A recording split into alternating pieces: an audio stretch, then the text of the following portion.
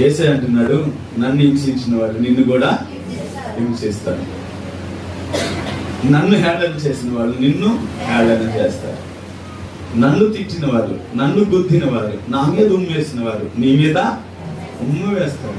అయినప్పటికీ నీ కంగారు పడొద్దు, కలువరు అంతకంటే పడొద్దు, నీ ముఖంలో చిరునవ్వు చెరగనీయొద్దు. ఎందుకనంటే నువ్వు యెహోవా యందు భయము భక్తి కలిగి నువ్వు వెళ్తున్నావు కాబట్టి ఆ వణుకు, ఆ దడ లేదా ఇది నీకు కలుగుతుంది. అయినా సరే సంతోషంతోనే దేవుని కుమారుని ముద్దు పెట్టుకుంటానికి వెళ్తున్నామని. యేసుక్రీస్తు ఎందుకు సంతోషంతో వెళ్ళాడు? తన తండ్రి చిత్తాన్ని నెరవేరుస్తున్నాడు కాబట్టి దానికి సంతోషంగా ఉంది. ఇప్పుడు మనం ఎందుకు వెళ్తున్నాం?